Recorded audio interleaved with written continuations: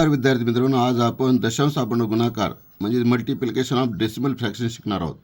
दशांश अपूर्णांक संख्येचा गुणाकारामध्ये दशांश विचारात न घेता गुणाकार करावा आणि संख्याच्या दशांश स्थळाच्या बेरीज एवढे दशांश उत्तरात उजवीकडून घ्यावे. उदाहरण 1, 2.5 गुणिले 0.5. आता याचा गुणाकार करताना 25 गुणिले 5 असं करायचं, दशांश विचारात न घेता. 25 5 1,600 होत आहे. मग आता उत्तर झालं 1,600. मग आता ह्याचा दशांशाची बेरीज करा. ह्याचं दशांश एक स्थळ आहे, हे दशांश एक स्थळ आहे, म्हणजे बेरीज झाली 2 स्थळ. मग उत्तरामध्ये म्हणजे उजवीकडून 1 2 स्थळ दशांश दिला आपण, म्हणजे उत्तर आलं 1.25. दुसरे उदाहरण 1.3 गुणिले 0.03. आता या ठिकाणी किती दशांश असोत, कुठेही असोत, इथं संख्या आहे 13 आणि इथं आहे 3, मग 13 39 उत्तर आले.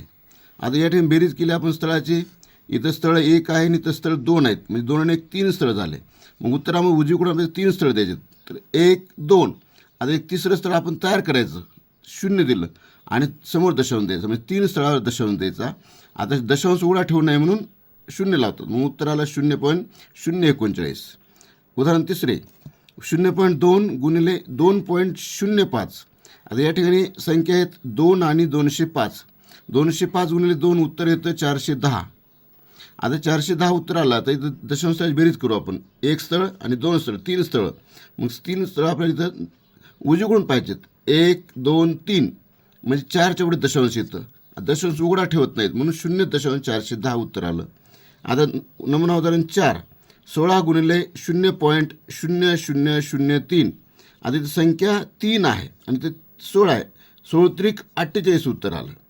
आता 48 उत्तर आल्यानंतर याचं बेरीज केली आपण दशांश स्थळाची. इथं नाही दशांश स्थळ, इथं 4 1 2 3 4 स्थळावर दशांश आहे. मग आता 4 स्थळाचे आपल्याला इकडे द्यायचे, तर 1 2. आता 48 पुढे स्थळ नाहीत, मग आपण तयार केले 3 4, म्हणजे 0 देऊन स्थळा करायची आणि मग इथं दिला दशांश. याचं उत्तर झालं 0.0048.